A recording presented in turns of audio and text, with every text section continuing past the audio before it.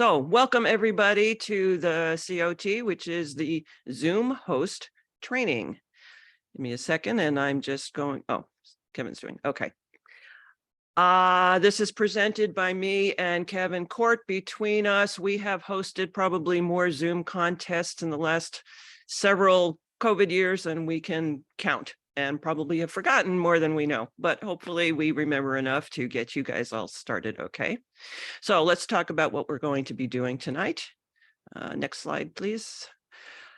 So we're going to be talking very much just the specifics of what a Zoom host needs to do to take care of a contest. And we're going to talk about several different areas. One of the areas is you want to get to the meeting early, and there's some setup that you want to just make sure is done and done correctly before people start arriving. We'll talk about that. We're going to talk about further setup and tasks that need to be done as people start arriving. And as you know, at a contest, before the contest officially starts, there's the briefings. So set up for that and getting ready for those. And then we're going to talk about the various tasks that happen during the contest itself. So there are a few areas there. One is, if you keep in mind that a contest is actually, the contest starts, the Toastmaster talks, there's some stuff happens. Then there's the portion where we actually hear the speakers, and then 1 minute in between each speech, and then a few minutes while the judges get their ballots together and send them off. So the setup is a little different during that time. And then we go back to the more talking and stuff. And so we go back to the first setup. So we'll be talking about those two setups. And we will also be talking about taking care of the contestants, because to keep this running and having the contestants come one right after another, there's certain things that you have to do to take care of them. So we'll be talking about those different areas. We should have plenty of time for questions. Whoever's here from the trio often wants to make a few comments. We'll have some time for that, and then we'll finish up with some closing remarks and a quick poll and survey. So with that, I am going to hand over to Kevin, my co-presenter, who will be talking about the specifics. Take it away, Kevin. Thank you so much, Caryn. So, as with every unfortunate thing you get sucked into. Kevin, I am so sorry. Can I just, there was one more thing I wanted to say. Please, nobody bother giving feedback that these slides are way too busy and have broken the cardinal rule of when you're presenting, your slides should be nice and sparse. The slides, the whole slide deck was written to keep in mind, for you to hold on to as a reference for when you are a Zoom host yourself. So there's a lot of information on the slides. We sent them to you in both PowerPoint and PDF format so that you can be taking a look and you can take notes and hold on to them for later. Okay, sorry to interrupt your flow, Kevin. No worries. That's what Table Topics is about. So, as I said, whenever you get sucked into stuff like that, the preparation normally should start before you get to the meeting. And that's the part before the attendance arrived, and in fact, before you click on Start Meeting, because the first setups are actually happening here. This is the Zoom up, and then now you see it, the Zoom web interface where you configure the meetings. And there are two important things to remember. One is actually in the meeting screens, where you can see all the meetings, or where whoever has access to the account can see the meetings. So if you get the division account, make sure your division director sets it up correctly. And it's within here that you can set up interesting features. When you click on Edit, this is a recurring meeting. It's our own Toastmasters meeting, in case someone wants to come Friday afternoon to Redmond Toasters. Friday noon. And you have to make sure that the waiting room is enabled, which you find under Security, and then under Options, mute participants upon entry. The one thing to remind division directors about, if they're not there, they will have to allow participants to join at any time so someone can claim the host. And that are the three settings you want. Another one which is nice is request permissions to unmute participants. Especially if you have people who are technological challenged, that allows the host and the co-host to unmute someone and not pop up the request to, do you want to be unmuted by the host? And it's also important if you have people who are on phones, iPads, Android phones, they might not see the request to unmute. So it really makes the flow easier if you get that set up as well.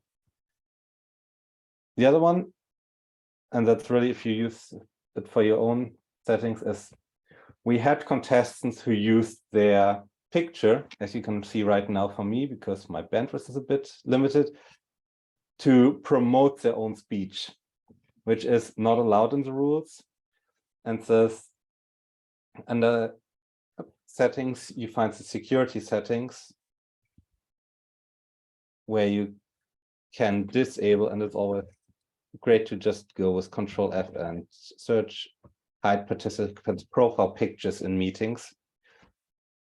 That makes sure that everyone has just the name on there, as you right now see with Molly George, for example, who has just her name on there, versus my picture, where you see a picture, or Caryn, who has the division logo on there.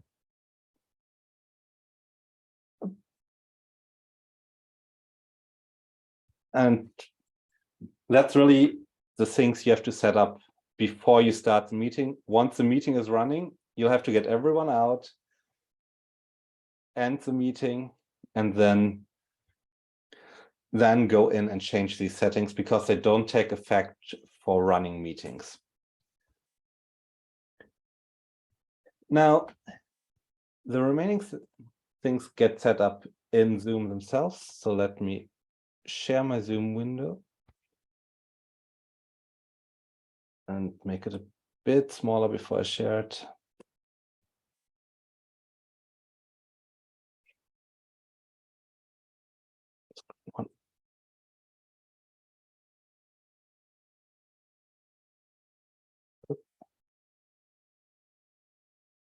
And sorry, that normally it's taking a minute. That's why, as a general hint, if you want to share something, sharing a single window is always faster than sharing your complete screen, but you should actually show Zoom what's happening.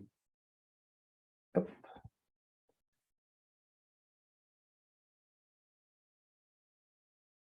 So if you want to be notified that someone is coming in, going out, which is especially helpful in the very beginning, in the participants menu, you not only see the names, you also have these 3 dots. And here you again find the option to mute participants upon entry, and to play a sound when someone joins or leaves, which also plays a sound if you go into the waiting room. Now, the next step you need to do is set up the breakout rooms. Right now, my screen is relatively small, so breakout rooms are hidden under More. Let's see if I hide the participant window. My screen is unfortunately still too small, and the breakout rooms are on the side. For the initial setup, you'll need 3 rooms.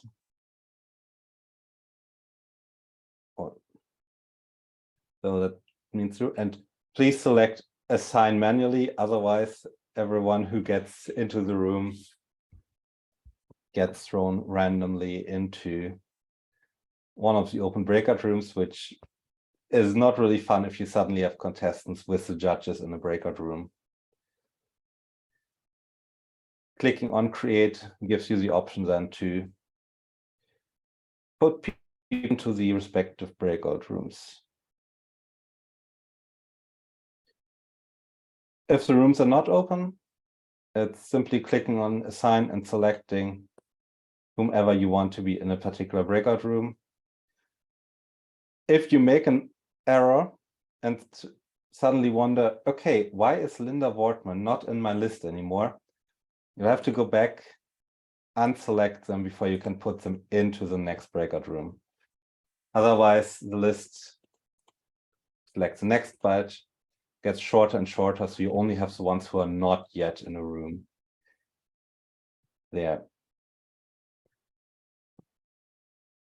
If we remove everyone and open the breakout rooms,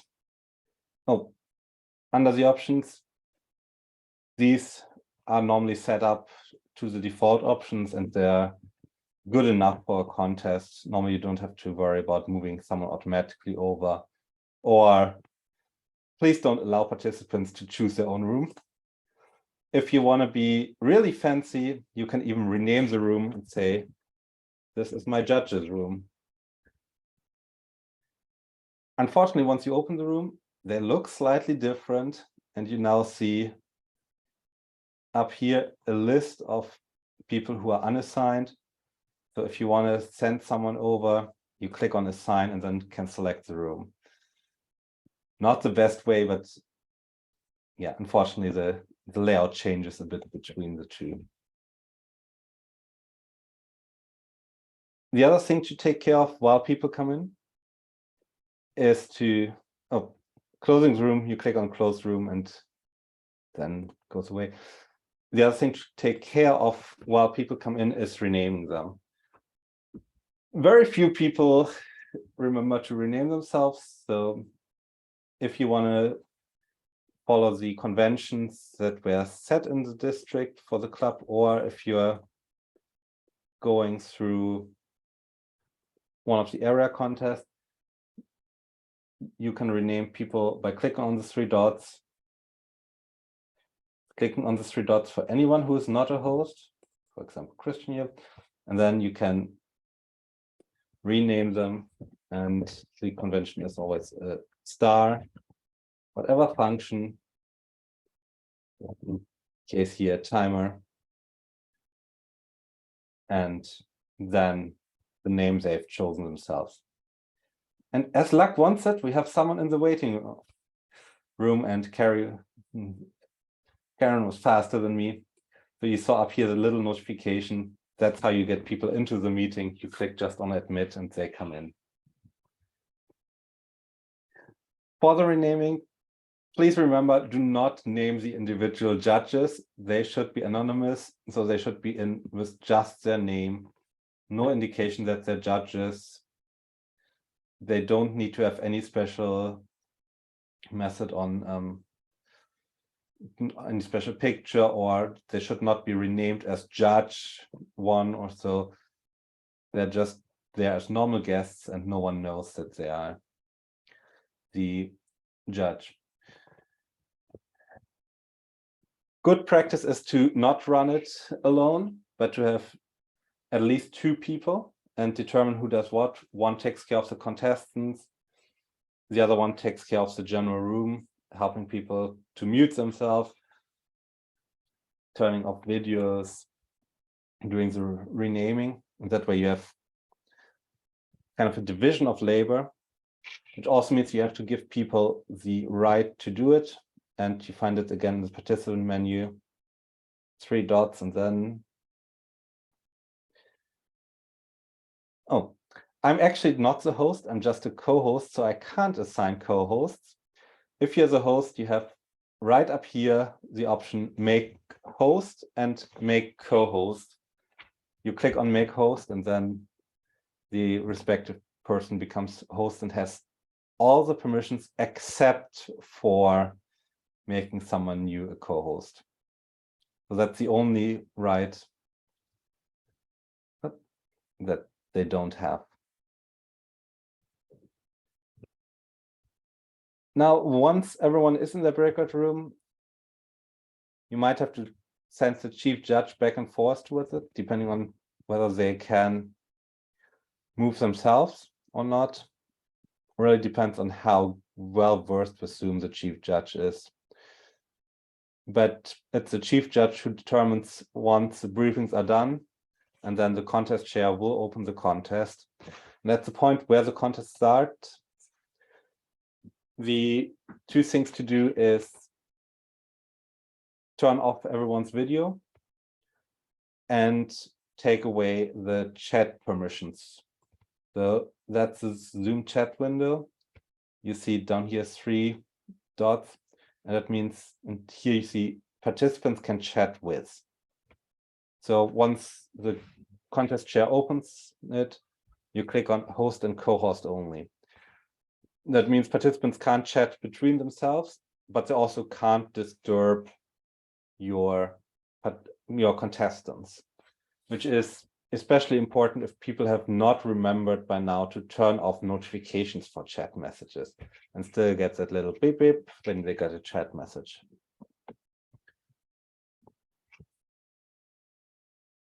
As for who has the video on, naturally the one person who should be speaking has it on, plus the timer 1. And just as a reminder, timer 1 is the one who shows the wonderful backgrounds. Timer 2 is the one who in the beginning says the text of welcome to our contest. You have 5 minutes to speak, and they thankfully have a script where they can read that all.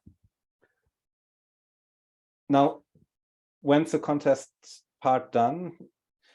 At the point where the chief judge says he has all the ballots, that's the point where you might have a break in there. So you can allow people to put on their videos again. That's also the point where you can go and say, okay, everyone is allowed to chat directly again. And depending on how your contest is structured, you might even allow them to unmute themselves, which again, as a reminder, that's in the participants menu, allow participants to unmute themselves. Now, of course, how do we get people to show their video and show their audio if they don't have the right to do it themselves? You see here in my window, the 3 dots, ask to start video and unmute. You get the same options if you go into the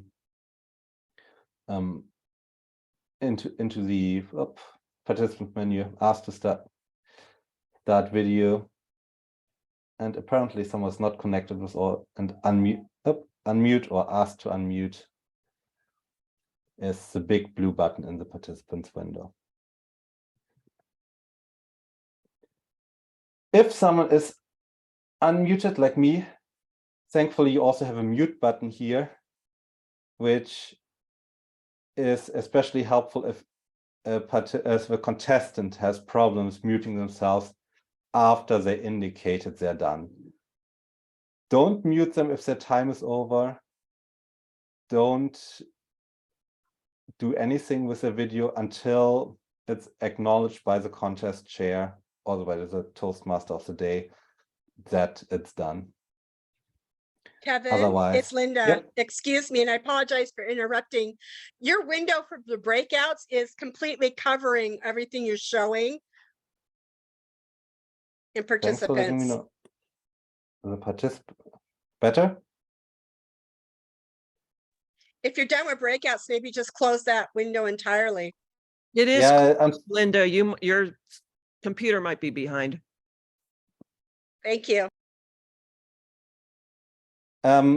Closing the window doesn't help as long as the breakout rooms are open. The window comes into the reopens for the breakout rooms, unfortunately. Oop. Okay. But thanks for the hint, Linda. So, then let's do just a small repetition. Okay. Yeah, so you see in my participants again, unmute is right next to the name, and under the 3 dots is asked to start video in case it really was hidden. Because it seems was hidden for more than one. Sorry for that. Do not use spotlights, I think this year.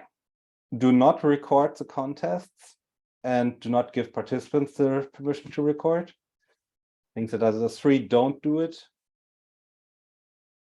And please remind your timer to keep their video on even while the contest chair is having the minute of silence. Otherwise, it moves stuff around.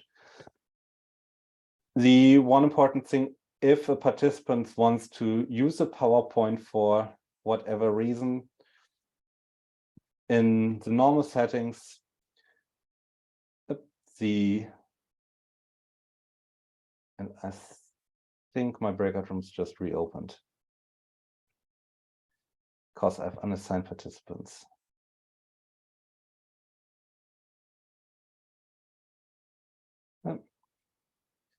Okay, hopefully it's off the screen now. So in the normal settings, it's not, the security will say, don't allow participants to share the screen, which is down here, security. And you would need to allow participants to share the screen. Please only activate that if you know that the next participant is sharing their screen, because it has been, and it's still the favorite way of Zoom bombing, to just share something in a random meeting. Just as a reminder for the contest logistics, there is a minute of silence between each contestant, and the next contestant only during that minute has time to set up their screen share and get that going. They don't get extra time when they want to share the screen. Which on the hand also means you should be up to date who wants to share the screen and really be on top of it, that you enable it as soon as the last contestant is finished. And I think that's the end of what we have to cover, or what we had as covered material. And now I don't want to deprive you of Caryn's wonderful slide. Can you make me co-host, Kevin? Oh, you're not co-host anymore? And I'll go Yes. ahead and share. Absolutely. Let me share that. So to make someone co-host, you click there, and now I have make host, make co-host, and you get a confirmation dialog because a co-host can kick you out even. Now Caryn is co-host and can take over. Okay, so I think what I'd like to do is, thank you, Kevin. That was all great information. I'd like to go through the slides so that you can put that in the context of your materials that you're going to be holding on to. So give me just a second here to get that up.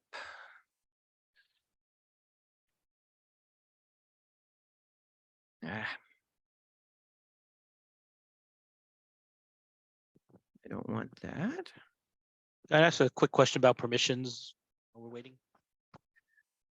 Yeah. Sure. Yeah, Kevin, I noticed when I logged into this meeting, there was a choice to allow the host to mute me. Is that, I'm just curious if, are we supposed to set that to yes, or what happens if a participant sets that to no when they log into the meeting? So it's not to mute you, it's to unmute you. Ah, unmute, I'll right, okay. always have the permission to mute you. The difference is if you say no, then I have the option to ask you to unmute yourself, in which case you'll get a pop-up which you have to confirm. If you set it to yes and I click on unmute, you'll actually unmute it. Okay, got it. So unmute is the thing. Yeah. Great, thanks.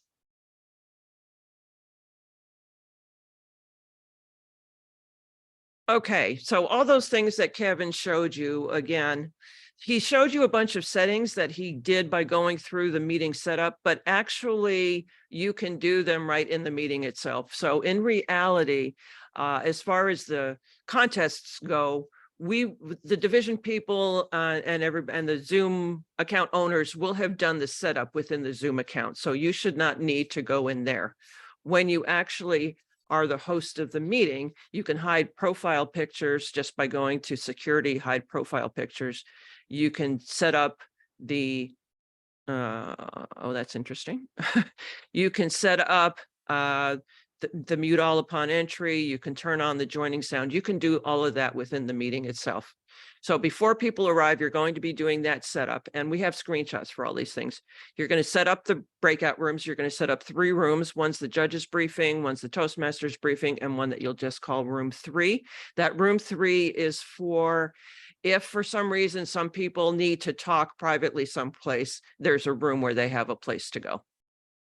The other thing that you need to know before the attendees come are who are the judges, who are the contestants, who's the chair, who's the chief judge, who are the ballot counters, and who are timers number 1 and 2. We have 2 timers, and timer 1 is the one who will be doing the sharing their video, and you can see the time and all of that. Timer 2 at the beginning of the contest will be the one who explains the rules and is a backup timer. So you need to treat them differently. And you need to decide between you and your co-host who's going to take care of the contestants, who's going to do other things like letting people into the waiting room and making sure people are muted and all that.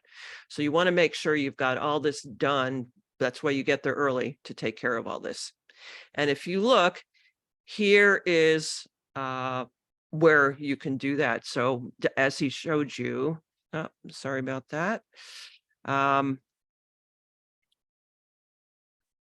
Sorry, my computer's going a little crazy here. You can see this. This is where you can do those settings. You don't need to actually open the Zoom account to do that. So this is how you want it set up before the people come. For setting up breakout rooms, here is step by step. You want to click on breakout rooms or more, depending on how your screen looks. You want to set up 3, assign them automatically, then click on create. You want to rename these 2. And again, the instructions are all there. And then if you click on this icon here, that's what opens up the options. And you just want to verify that the options have been set up correctly. They should be, but you just want to check. Now, as Kevin showed you, before the rooms are open, you can assign people this way by clicking on the room itself, and then everybody would be listed here, and you choose which ones you want. And then when you do open the rooms, all these people will be automatically placed into them. So if you see people coming and you have a list of judges, you can go ahead after you've created the room, but before you've actually opened it, you can assign all the judges to the judge's briefing room. And then when somebody says, okay, it's time to start the briefing now, when you open the room, those people will be automatically whooshed in. For those who come after you've done that, that's when you can use this alternate method that Kevin showed you. You can say, oh, okay, I've got these unassigned people. I know that I have a judge. I need to send them to the judge's briefing. This list here with this naming, this was back here. I think we already covered it. No, sorry, that's still coming. So that's how that works, setting up the briefing rooms, the breakout rooms. Now, what you want to keep in mind is there's actually going to be kind of 2 sets of rooms. We have these rooms, these 3, before the contest starts. Once it starts, we're not going to need those 3 rooms anymore, but we will need 2 others. We're going to need a room for the ballot counters to go to, and we're going to need a room for the chief judge just to have available in case there's a problem and he needs to powwow with people. So what you're going to do once the contest starts is you're going to add 2 more rooms. And again, this is all set here. Rename them like this, and then get rid of those first 3 rooms. And then that's what you've got going once the contest starts. Now, during the arrival, you want to rename people. Again, just timer 1, chief judge, and do it exactly like this. You put the asterisk, the name of it, the dash, and their names. Like he said, not the judges, not the ballot counters. This is where you go and you assign the co-hosts. And these are the people that should be co-hosts. The co-host that's been assigned for this meeting, the contest chair, the chief judge, the Toastmaster, and the PQD. They should be your co-hosts. Ahead of time, again, as he said, some contestants may want to share their screens and do PowerPoint. They need to tell us, the contest chair and the Zoom host, beforehand if they're going to do that. because when we're taking, and I'll talk about that more when I get to the slide about taking care of contestants, but if they don't tell the contest chair beforehand, then they're out of luck. They don't get to say at the last minute, oh, I'd like to do this. That's just the rules. And again, you send everybody to the breakout rooms when you're requested to do that. Now, during the contest, you really want to make sure that participants can't unmute. During the non-speech portions, before and after the speaking, people are allowed to chat. People can turn on their video. Most people can't unmute, but you will need to make sure that you unmute timer 2, because again, that's the one who's going to be explaining the rules. So do that when needed. Do the changes to the breakout rooms and that we talked about, and you may need to send people places. And during the speech portion, one of the co-hosts is the one who can let people into meetings. Do not let them into the meeting while a speech is going on. They would need to wait for that minute in between, or that's it. And you want to make sure you change the chat, and we want to make sure that participants can't turn on their video. So again, that's all done right here, really easy. And this is, like he showed you, this is where you get to the chat to change the chat instruction permissions. Now, during the contest, it's up to you to really help it go smoothly, because a contestant speaks, there's 1 minute only of silence in between. So as soon as that one person is done, hopefully they unmute themselves, they mute themselves and turn off their own video. If not, somebody will need to do that. One of the co-hosts, that could be their job. But if it's somebody who has said ahead of time, I'm going to be sharing, you want to turn on screen share immediately so that they have that minute to find their PowerPoint and get it up and running. And then you're going to ask them to unmute and to turn on their video. You want to make sure the timer still has their video on. And like you said, we're not using the spotlight. So again, this is how you ask them to do that. And the part about turn on screen share was back in security. I don't know if I have sorry, I don't know if I have a screenshot for that, but as he showed you very at the bottom, there's something called security, and you go into security and it says allow screen share. And that's how so you're going to turn it on. It's going to turn it on for everybody, but that's just the way Zoom works. So. Yep. So all the stuff that Kevin said, but this is where you can find it all in the documents we sent you. So Kevin, how about you unmute, and Linda, who's done this a lot, and are there more questions? Does this make sense?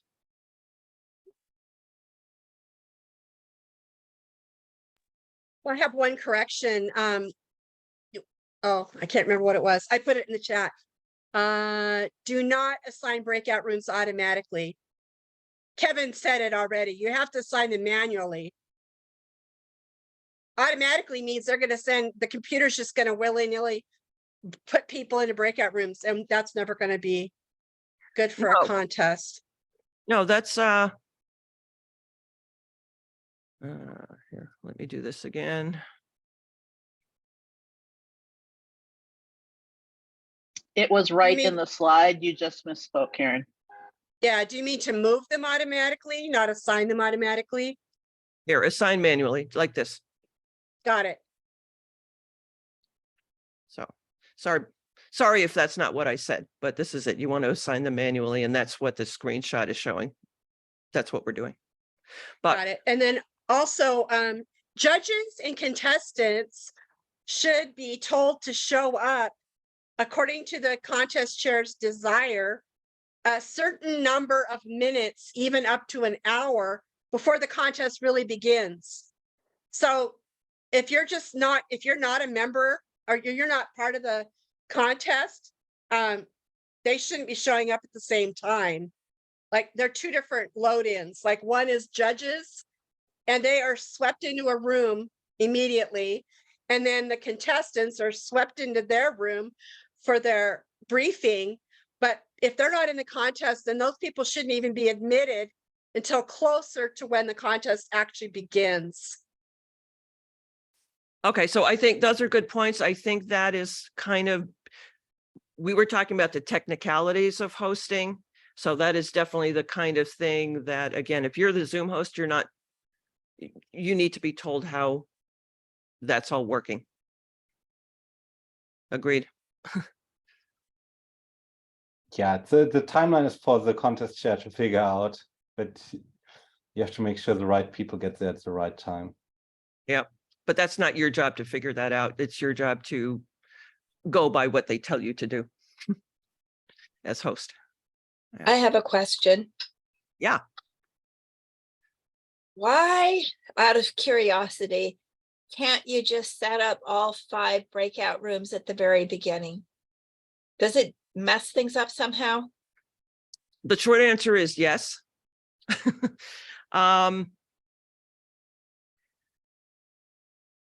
Because we assign people to the rooms, and because the setup is that when the rooms open, people get whooshed into the room. If you have them open too early, they'll get whooshed into it at the wrong times. So this way we have the initial whooshing in during briefings at all. And then those rooms go away so that later we don't open up the ballot counter room or another judge room if he needs it until way later. And if we reopen the rooms, all these people will get whooshed back into their original rooms, and we don't want them to do that. So it's easier and cleaner to just have this set of rooms, we're done, and then that set of rooms. Okay, thanks. I figured you knew. Thanks for giving me that credit.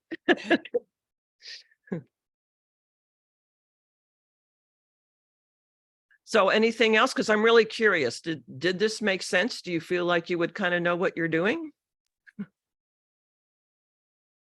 Yeah, okay. Yeah, I thought, this is Katie. I thought it was really helpful. I liked that we got to see the screens with Kevin, and I liked the way that everything is arranged on the slides, just like lists, check, check, check, check, check. That's great. Okay, great. Yeah, this was great. I guess what's the optimal number of hosts and co-hosts that you would want for a contest? I would say that at most levels, and Kevin, what do you think? Other than the co-hosts like Chief Judge and all that are co-hosts more for formal reason, but actually working, I think 2 is plenty. But Kevin, what do you think? For the area and division contest, 2 are good number. The district contest normally has more guests and more guests who have technical issues. So then it's always helpful to have one co-host who just dedicated answers. Yes, you really can't unmute yourself and these kind of questions. So 3, or I think for the very first one we had 4, because we had like 700 or 800 guests, including people on YouTube. So there it makes sense to have more, just to have someone who helps the non-functionaries. Okay, good to know. It was just that mid-year training for trios, and some districts have as many as 5 Zoom hosts for the district contest. And one of the reasons is we cannot allow people to unmute themselves. So we have to lock down all the muting, that is turned off during the contest. So you literally have to have a Zoom host that is unmuting the next contestant at the right moment. Because if you don't lock it down, people will just accidentally unmute themselves, and they could actually interrupt a contest, someone speaking. So we can't have that. Right, that's Yeah, why, and that's why we really need somebody whose only job is to take care of the contestants, because that has to run like clockwork and have other people around to take care of these things. Have we had incidents of Zoom bombing? We didn't. Tacoma had, and in their first contest, and last year Spokane had. So it's not that it doesn't happen, but we were either lucky or we were good enough to log it down good enough. I had a Yeah. Zoom bombing during a training, but not a contest. Mhm. It might be good for you guys to cover the security of how to shut a meeting down 100% in an emergency of a Zoom bomber. Let me do that.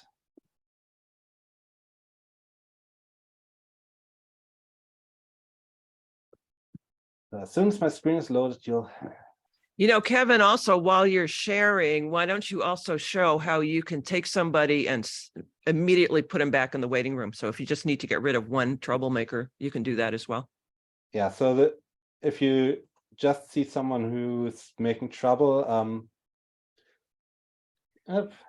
Go to the participant pane, you can do it there. yeah, no, I just had the idea I do it with you, but apparently you're a co-host, so they assume you don't make trouble. So let's assume Katie's our troublemaker. See, up here is put into waiting room, remove report. Put into waiting room is great if you have someone who comes way too early, has a name you think might be a contestant, and just turns out it's the contestant's mom, or actually dad is the more likely. At least when I was division director in E, we had someone who was senior and junior, and naturally none of them had senior or junior behind them, so we had the wrong one at the wrong time in there. So you can move them back put into waiting room, and remove gets them out of the meeting. The default setting is that for the next 15 minutes, they can't rejoin. So really be careful. Report is really to report someone to Zoom so they never use it again. The big downside of pressing report, why I wouldn't recommend doing it during the meeting, is that it gives you a giant thing to fill out that unfortunately you can't press away until you've filled out the required fields. So that's why remove and then do the report later is the easiest one. You have the same, if we go to the participant window, you again have down here, put into waiting room and remove and report. Hey, Kevin, while you're in the participant pane, can you show the search thing? If you need to find somebody quickly, that's the reason we're doing asterisks is so that things like the contestants and all, you should be able to find them easily. They should be at the top of the list. Yeah. If So you the find list is, yeah, let me go. The list is ordered first by whoever is speaking. No, first is host, co-host, and then participants who are speaking. So if someone's unmuted and speaks, they go up, and it's the loudest one is the first one. Anyone who's not speaking is ordered by the first letter. And so you see here it's A, B, C, D, D, J, K. So if I want to get Katie up, I can rename her, put a star in front, and suddenly she's the first one on the list. That's why it's not contest chair or chief judge, but star chief judge. If you're forgetting where someone is, you can see enter a name and comes out. Same for star, so it's not a wild card. And it even works with substrings. So if your contest chair only provides you the last names, that works as well. And then for locking it down, security button.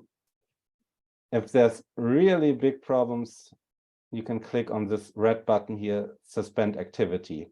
That freezes all video, freezes all audio, and stops the screen sharing. Yeah. Otherwise, here you also find unmute themselves, start video, share whiteboards, which naturally shouldn't be. And in case the app panel on the side gets longer, you might want to remove the right for apps and for annotating content. Yeah. If you don't have all the options yet, for example, the hide profile picture, if you tried out, that update is out there for is rolling out on a rolling release. So that's why you might not have the hide profile picture yet in your Zoom client when you go in as a whole.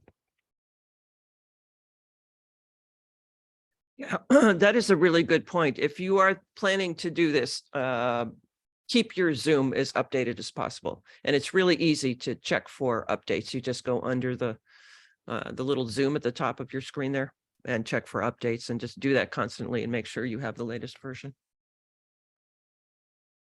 So I'm trying to remember, did you cover why we turn off the chat during the contest? I think Kevin did, yes. I did. It makes ping if you haven't set it up for not making ping. Well, And- actually, we don't really want anybody commenting on the contest. They're not here to vote. They're not a judge. We don't want comments, and we don't want protests in chat.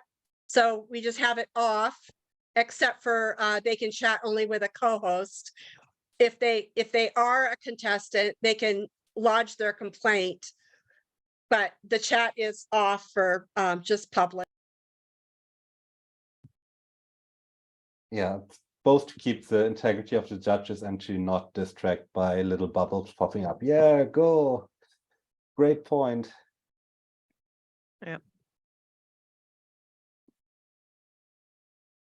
Caryn, I got a question. So Tim asked about how many co-hosts you can have, and I think he meant Zoom host. But it's been my experience, and I'd like to know if you think this is a good idea, that you generally want to have, and you may have said this, the contest chair and the chief judge as co-hosts, listed as co-hosts, so that when you do shut down the chat, that they can talk to the Zoom host and Zoom host can talk to them and they can talk to each other if the chief judge needs to get a hold of the yeah, contest Caryn, chair. if you look at the slides and we say who to make co-host, those are listed that they should be Okay. co-hosts. I think he was talking about the working Zoom hosts. Yeah. And Yeah, two of yeah. those. Yeah, I think he was too, but yeah, Yeah, that's all in the slides. Good point. great. Yep. Okay, so if there aren't any other questions, we're heading towards the top of the hour. And just remaining, I don't know if Linda, as a trio member, wants to make some comments. And then after that, Linda, do you also have a survey that you wanted to link people to? I don't have a survey for tonight, Karen. I apologize. I just got back in town. That's okay. The trio is all out for a training out of town. So I didn't even think about having a survey for tonight, but you can share your comments privately with me in the chat if you have a comment about tonight, and I'll make sure that the people that need to know get to know that. And great job, you got Caryn and Kevin. Yay, thank you so much. You did a beautiful PowerPoint, well appointed, just very, very, very good overall. I just want to add one trio announcement. The Leaders Breakfast is February 4th. If you don't have your ticket, you've got just a few hours. It's closing tonight and it's going to be phenomenal. The Leaders Breakfast is $20. It does include bacon. We are eating and it is in Bellevue at a hotel. So thanks again, Caryn and Kevin. What a wonderful training. Great. Thank you so much. So glad you enjoyed it. So I have just two more comments then, and then if Kevin wants to say anything. One is, if this is something that you would like to do, recommend that before contest season starts, practice all these things. Take the training docs, and either at your next Toastmasters meeting, if you're the host there, or just use your own account and open up and practice doing these things and follow the directions and see that it works. Because we really, although we are wanting to have as many people as possible participate and do this, to be honest, we don't really want to have a contest with somebody who's never done it before and hasn't practiced and is just going to be looking at the paper at the last minute. So we would ask you to practice. And my other last thing is that I'm going to launch a poll, which you do not need to answer, but the poll is, if I can find it, is really, looks like Kevin beat me to it, or somebody. is just basically, if this is something that you would like to do, that this looks like fun, go ahead and answer yes, or if you don't want to, then you don't have to do the poll. But if it is something that interests you, then go ahead and answer. And because then we'll keep a list. And then as people are looking for Zoom hosts, then we will know that we have some people. So, and it's not a commitment. It's just saying you'd like to be talked to about it.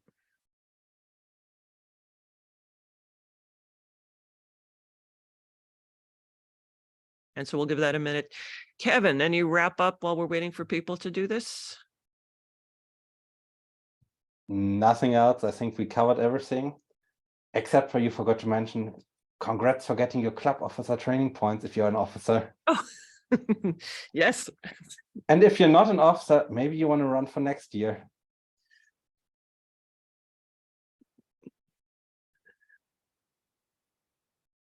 How do you check to see where the training points are written down so that you know you got it? That's a Linda question. Talk about Zoom host training. The training we're doing right now. I took a training It's- already a couple weeks ago, and I just don't know where to go to see whether or not it was credited to me or to our club. But you're not talking anything about contests then. No, I'm talking about No. this training we're doing right now. Whether the club officer training points were awarded or not. I understand. Okay, yes. So you're talking about a different contest training that you took within District 2. Correct? Well, A the different question officer is training. it's a generic question. It applies to this training also. How do I, in general, when I take a training, check and see that the training was credited to me and to my club? That's the question. Got it. After the leaders breakfast, which is the next training, then there will be a list that you'll either see in the Starburst newsletter or from the website, and it will be a complete list of everyone that's been trained.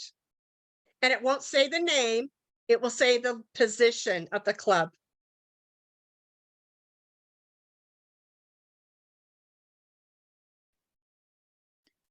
Linda, this is Molly. I had someone ask me why there wasn't any more officer trainings after February 4th. There are, and I actually put that in my email that went to every single member. There will be 15 trainings in February. Okay. They are makeup trainings. The actual training is the TLI that we already had in November, and then the February 4th.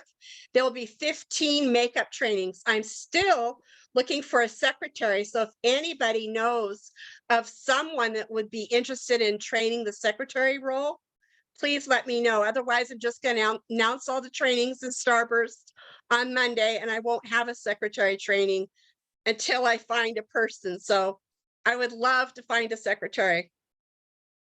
Thank you, Linda. Thanks for asking the question, Molly.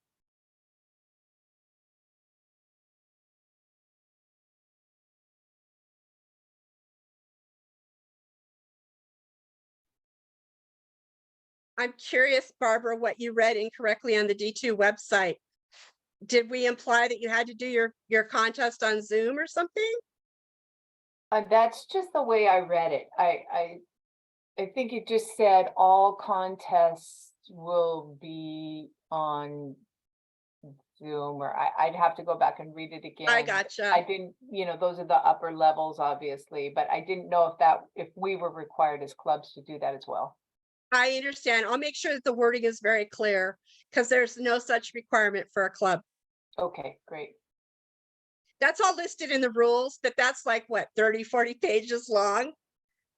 So Yeah, I know it's easy to see something on a web and think it applies to everything. yeah. Thank you, though.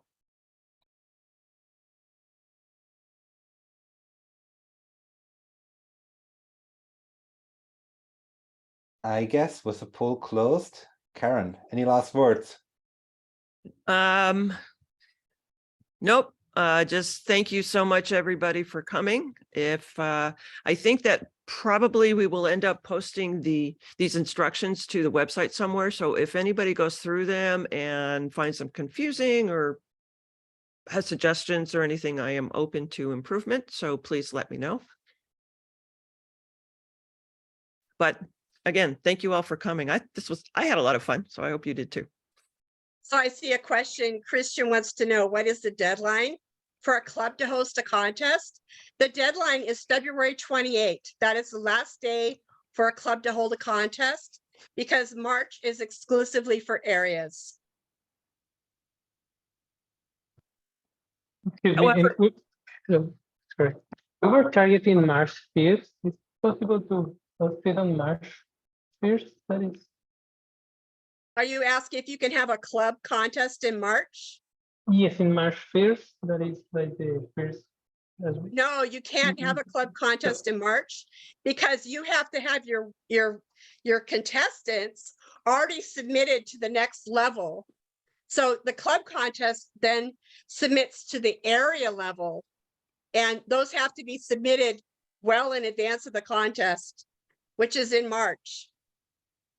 I hope that Okay, answers your question. yeah, I was asking just because it is the next day after February 28th. And but okay, we will be sure we can do that on week before. Yeah, one day isn't long enough for an area to contact, and there's training that happens well in advance of the area contest.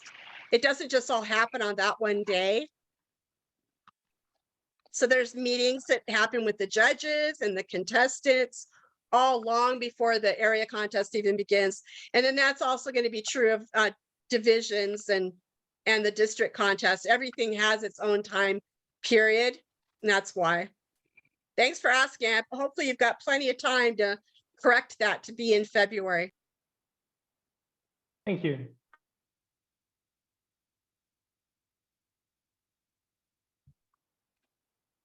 Okay, any more questions? Anything else? Then I think that we will let you go. Respect your time. It's 8 o'clock. We promised you 1 hour and it is exactly 1 hour. So go enjoy the rest of your evening. And again, thank you guys so much for coming. We really appreciated having such a great audience. Thank you. Good night.